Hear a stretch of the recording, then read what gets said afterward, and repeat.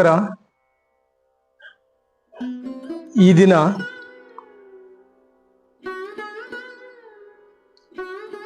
ಪೂಜೆ ಮತ್ತು ವ್ರತದ ನಿಯಮಗಳಲ್ಲಿ ಯಾವುದರ ಪಾಲನೆ ಮುಖ್ಯ ಅಂತ ನೋಡೋಣ. ಒಬ್ರು ಸಾಧಕರು ತುಂಬಾ ಉತ್ತಮವಾದ ಮನೆತನ, ಉತ್ತಮ ಒಬ್ಬನೇ ಮಗ, ಸಾಧನೆ ಮಾಡ್ತಾ ಆಧ್ಯಾತ್ಮಿಕದ ಪರಂಪರೆಯೊಳಗೆ ತನ್ನದೇ ಆದ ಒಂದು ಸಾಧನೆಯ ಉತ್ತುಂಗ ಆ ಶಿಖರವನ್ನು ಏರ್ಬೇಕು ಅಂದ್ರೆ ಏನಾಗಿತ್ತು ಅವ್ರ ಜಾತಕದಲ್ಲಿ ಅಂತ ಸ್ವಲ್ಪ ನೋಡೋಣ. ಮಣ್ಣಿಂದನೇ ಒಬ್ರು ಕೇಳ್ತಿದ್ದಾರೆ, ಗುರುಗಳೇ ಅವರು ಎಲ್ಲವೂ ಇದ್ದು ಒಬ್ಬನೇ ಮಗ, ಶ್ರೀಮಂತರು, ಉತ್ತಮವಾದ ಮನೆತನ, ಉತ್ತಮವಾದ ಕುಟುಂಬ, ಕಾರು, ಬಂಗ್ಲೆ, ಸೈಟು ಎಲ್ಲ ಇದೆ. ಬಟ್ ಇದನ್ನೆಲ್ಲವನ್ನ ಸರಿಸಿ ಸಾಧನೆ ಮಾಡ್ತಾ ನವರಾತ್ರಿ ಉತ್ಸವದಲ್ಲಿ ಹೆಚ್ಚು ಆಸಕ್ತಿ ವಹಿಸಿ ದೇವಿಯನ್ನ ಪಾರಾಯಣ ಮಾಡ್ತಾ ತನ್ನದೇ ಆದ ಒಂದು ಸ್ಥಿತಿಯಿಂದ ಸಾಧನೆಗೆ ಹೋದ. ಮನೆಯವ್ರಿಗೆ ಹೇಗಾಗಿರ್ಬೇಡಿ, ಒಬ್ಬನೇ ಮಗ ಅಖಂಡ ಸನ್ಯಾಸತ್ವ ಸ್ವೀಕರಿಸಿದ್ರೆ ಎಷ್ಟು ಗಲಿಬಿಲಿ ಆಗಿರ್ಬೇಡ ಹೇಳಿ. ಅಂಥವರ ಸಾಲಿನಲ್ಲಿ ಈ ಜಾತಕದವರು. ನನಗೆ ಡೇಟ್ ಆಫ್ ಬರ್ತ್ ಟೈಮ್ ಕೊಟ್ಟರು, ಬಟ್ ನಾನು ಈ ಪ್ರೆಡಿಕ್ಷನ್ ಅಲ್ಲಿ ಅವರ ಹೆಸರು ವಿಳಾಸ ಯಾವುದನ್ನು ನಾನು ಹೇಳಲ್ಲ. ಯಾಕೆ ಅಂದ್ರೆ ಅವರ ವೈಯಕ್ತಿಕವಾದ ಒಂದು ವಿಷಯಗಳನ್ನು ನಾನು ಬಹಿರಂಗಪಡಿಸಲ್ಲ. ಅದು ನನ್ನ ಪ್ರೆಡಿಕ್ಷನ್, ನನ್ನ ನಿಯಮ, ಯಾರದೇ ಆಗಿರಲಿ. ಸೊ ಯಾಕೆ ಹಿಂಗಾಯ್ತು ಅಂತ ತೋರಿಸೋಣ ಏನಿದೆ ಅದರಲ್ಲಿ. ಸೊ ಎಲ್ಲಾ ಸಂಸ್ಕಾರ ಎಲ್ಲ ಇದ್ದು ಈ ಸಂಸಾರಿಕದಲ್ಲಿ ಚೆನ್ನಾಗಿ ಜೀವನ ಮಾಡಬೇಕು ಅನ್ನೋದೇ ಎಲ್ಲರದು. ಒಂದು ನೆನಪಿಟ್ಟುಕೊಳ್ಳಿ, ಯಾರ ರಾಶಿ ಚಕ್ರಗಳಲ್ಲಿ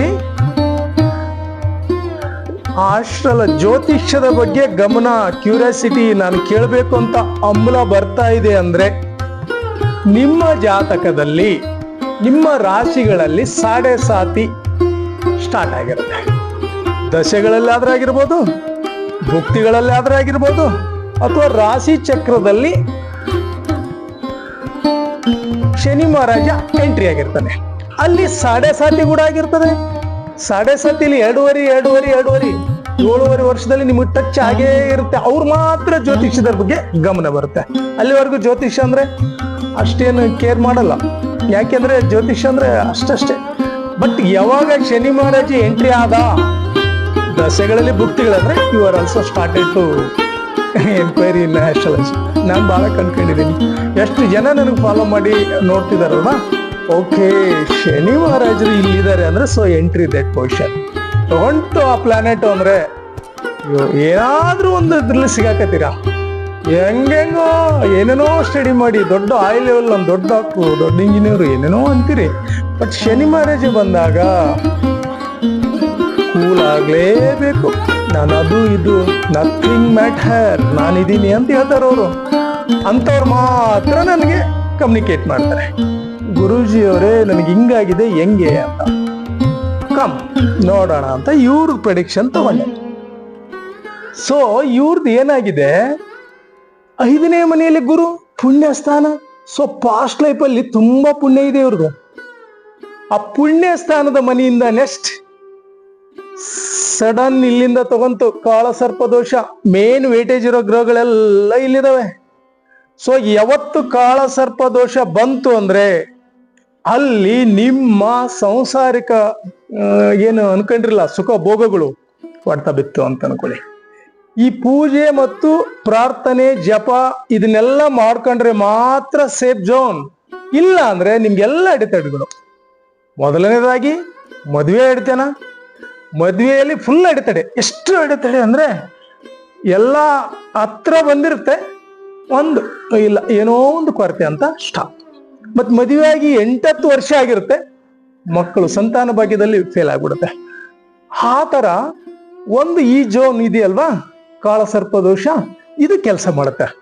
ನೆಕ್ಸ್ಟ್ ಶನಿ ಇಲ್ಲಿ 9ನೇ ಮನೆಯಿಂದ ದೃಷ್ಟಿ ಇದೆಯಲ್ಲ, ಈ ಸಾಧಕರು, ಈ ಒಂದು ಶರಣರು ಇದನ್ನೆಲ್ಲ ಬಿಟ್ಟು ಹೋಗ್ಲಿಕ್ಕೆ ಕಾರಣ ಶನಿಯ ಪ್ರಭಾವ ಅಖಂಡ ಗುರುವಿನ ಮನೆಯಲ್ಲಿದೆ.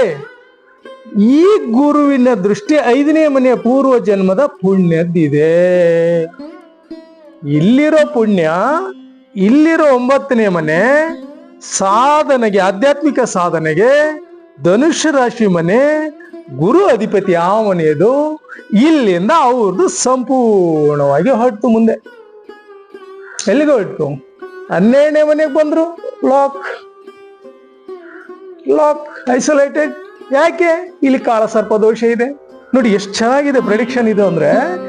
ಸೊ ಅವರ ಸಾಧನೆ ಇದೆ ಅಲ್ವಾ, ಅದಕ್ಕೆ ಈ ಶನಿ ಮರ ಸಂಪೂರ್ಣ ಸಪೋರ್ಟ್ ಮಾಡಿಬಿಟ್ಟ. ಗುರುವಿನ ಮನೆಯಲ್ಲಿದ್ದಾನೆ, ಅವರು ನೆಕ್ಸ್ಟ್ ಲೆವೆಲ್ ಗುರು. ಅವ್ರು ಏನು ಸ್ಪಿರಿಚುವಲ್ ಹೇಳ್ತಾರೆ ಅದೇ ಆಗುತ್ತೆ, ಅದು ಆಗ್ಲೇಬೇಕು ಕೂಡ. ಯಾರ ಜಾತಕದಲ್ಲಿ ಅನ್ಕೊಂಡಿರ್ತೀರಿ ಏನು ನನ್ಗೇನಿಲ್ಲ, ನಾನು ಆ ಕಡೆ ಆಧ್ಯಾತ್ಮ ಮಾಡಲ್ಲ ಅಂತ, ಮಾಡಂಗ ಆಗುತ್ತೆ. ಆ ದಶೆಗಳು ಸ್ಟಾರ್ಟ್ ಆಗ್ಬೇಕು, ಕಿರಿಕಿರಿ ಶುರು ಆಗುತ್ತೆ. ಆಗ ಅನ್ಸುತ್ತೆ ಏನಪ್ಪ ಜೀವನ ಹೆಂಗಾಯ್ತಲ್ಲ ಅಂತ. ಫುಲ್ ಸಂಸಾರಂ, ಫುಲ್ ವೈರಾಗ್ಯಂ. ಇವೆರಡರ ನಡುಕ ಇಲ್ಲಿ ಗ್ರಹಗಳ ಎಂಟ್ರಿ ಸ್ಟಾರ್ಟ್, ದಶೆಗಳು ಸ್ಟಾರ್ಟ್. ಒಂದು ಭುಕ್ತಿಗಳಲ್ಲಿ ಸ್ವಲ್ಪ ಇರುತ್ತೆ, ವರ್ಷ 2 ವರ್ಷ 1.5 ವರ್ಷ ಇರುತ್ತೆ ಅನ್ಕೊಳ್ಳಿ. ಆ ಭುಕ್ತಿಗಳಲ್ಲಿ ಫುಟೇಜ್ ತಗೊಂಡಾಗ ಸ್ವಲ್ಪ ಅಪ್ ಅಂಡ್ ಡೌನ್ ವೇರಿಯೇಷನ್ ಇರುತ್ತೆ. ಬಟ್ ದಶೆ ತಗೊಂಡಾಗ, ಆ ಒಂದು ದಶೆ ತಗೊಂಡು ಅದೇ ಒಂದು ಭುಕ್ತಿ ನೋಡುದು ಬೇರೆ ಇವ್ರು ಬಂದ್ರು ಅನ್ಕೊಳ್ಳಿ, ರಾಹು ಕೇತು ಭುಕ್ತಿ ಸ್ಟಾರ್ಟ್ ಆಯ್ತು ಅನ್ಕೊಳ್ಳಿ, ನೇಮು ಫೇಮು ಹೋಯ್ತು, ಎಂತ ಒಳ್ಳೆ ಹೆಸರು ಹೋಯ್ತಿಲ್ಲಿ. ಏನು ರೀಸನ್ ಏನು? ಇಲ್ಲಿದಾರಲ್ಲ, ಏನ್ ಮಾಡ್ಬೇಕು? ಅವ್ರಿಗೆ ಸ್ವಲ್ಪ ಮಾಡ್ಕೊಳ್ಳಿ, ಪಾಸಿಟಿವ್ ಆಗಿ ಒಂದಿಷ್ಟು ಪೂಜೆ ಹೋಮ ಪುನಸ್ಕಾರ ಮಾಡ್ಕೊಳ್ಳಿ, ಶಾಂತ ಮಾಡಿ, ಅದಕ್ಕೆ ಸಂಬಂಧಿಸಿದ ಮಂತ್ರಗಳನ್ನ ಪಠನೆ ಮಾಡಿ, ದಾನ ಧರ್ಮಗಳನ್ನ ಮಾಡಿ. ಯಾರು ನಿರ್ಗತಿಕರು ಇರ್ತಾರಲ್ವಾ ಅವ್ರಿಗೆ ಸ್ವಲ್ಪ ಹೆಲ್ಪ್ ಮಾಡಿ. ಇದೆ ಅಲ್ವಾ, ಕೊಡಿ, ಎಷ್ಟು ಆನಂದ ಸಿಗುತ್ತೆ ನೋಡಿ. ಇಷ್ಟೆಲ್ಲ ಇದ್ದವ್ರು ಬಿಟ್ಟು ಆಧ್ಯಾತ್ಮಿಕ ಕಡೆ ಹೋದ್ರು ಅಂದ್ರೆ ಎಂತ ದಾನ ರೀ ಅದು, ಎಂತ ಪುಣ್ಯದ ಕೆಲಸ. ದಾನ ಧರ್ಮವನ್ನು ಮಾಡ್ಕೊಂಡು ಹೋದಾಗ ಮಾತ್ರ ಒಂದು ಚೈತನ್ಯ ಸ್ಟಾರ್ಟ್ ಆಗುತ್ತೆ. ಇವರ ಪ್ರೆಡಿಕ್ಷನ್ ನಲ್ಲಿ ಈ ಒಂದು ಐ ಫುಟೇಜ್ ಇರೋದ್ರಿಂದ ಇವರು ಆಧ್ಯಾತ್ಮಿಕ ಸಾಧನೆಗೆ ಅತ್ಯುನ್ನತವಾದ ಒಂದು ಪ್ಲೇಸ್ ನೋಡ್ಕೊಂಡು ಅಲ್ಲಿ ಸಾಧನೆಯನ್ನ ಮಾಡ್ತಾ ಆ ಒಂದು ಕಾಸ್ಮಿಕ್ ಎನರ್ಜಿ ರಿಸೀವ್ ಮಾಡೋದ್ರ ಜೊತೆಗೆ ಕೆಲವೊಂದು ಶಿಷ್ಯರ ವೃಂದವನ್ನು ಸೃಷ್ಟಿ ಮಾಡಿಕೊಂಡು ಅದ್ಭುತವಾದ ಒಂದು ಕಾರ್ಯದಲ್ಲಿ ಇದ್ದಾರೆ. ಹೀಗಾಗಿ ಅವ್ರಿಗೆ ಇದನ್ನ ನೋಡಿ ಹೇಳಿದ್ಮೇಲೆ ಓ ಈ ತರ ಇದೆಯಾ ಅಂತಂದಾಗ ನನಗೂ ಸಂತೋಷ ಆಯ್ತು. ಓಕೆ, ಈ ತರ ಫುಟೇಜು ಈ ತರ ಸಿಕ್ಕಾಗ ನಾನು ಇನ್ನೊಬ್ಬರಿಗೆ ಹೇಳುವಾಗ ಓ ಈ ಪ್ಲಾನೆಟ್ಗಳು ಇಲ್ಲಿ ಕೂತ್ರೆ ಇದೇ ವರ್ಕ್ ಆಗುತ್ತೆ ಅಂತ ಅನ್ಲಿಕ್ಕೆ ನನಗೆ ಪರ್ಫೆಕ್ಟ್ ಇದು ಸಬ್ಜೆಕ್ಟ್ ಸಿಕ್ತು. ಹೀಗಾಗಿ ತಮ್ಮ ಮುಂದೆ ಈ ಒಂದು ನವರಾತ್ರಿ ಉತ್ಸವದಲ್ಲಿ ಈ ತರ ಶರಣರ ಬಗ್ಗೆ ಒಂದು ನೋಡಿದ್ದು ನನ್ನ ಭಾಗ್ಯ. ಕೇಳ್ತಾ ಇರೋದು ನಿಮ್ಮಗಳು ಕೂಡ ಭಾಗ್ಯ ಆಗಿರ್ಲಿ. ಆ ದೇವಿ ನಿಮ್ಗೆಲ್ಲರಿಗೂ ಒಳಿತು ಮಾಡ್ಲಿ, ನಿಮ್ಮ ಸರ್ವ ಯಶಸ್ಸು ಅಭಿವೃದ್ಧಿ ಸಿಗಲಿ. ಆ ತಾಯಿ ಸಂಪೂರ್ಣವಾಗಿ ನಿಮ್ಮನ್ನೆಲ್ಲವನ್ನ ನೋಡ್ಕೊಳ್ಳಿ, ಸಕಲ ಭಾಗ್ಯ ಎಲ್ಲಾ ಸೌಕರ್ಯಗಳನ್ನು ಕೊಡ್ಲಿ ಅಂತ ಆ ತಾಯಿಯಲ್ಲಿ ಬೇಡ್ಕೊಳ್ತಾ ನನ್ನ ನಮಸ್ಕಾರಗಳನ್ನು ಮುಗಿಸ್ತಾ ಇದ್ದೀನಿ. ಥ್ಯಾಂಕ್ ಯು, ನಮಸ್ತೆ.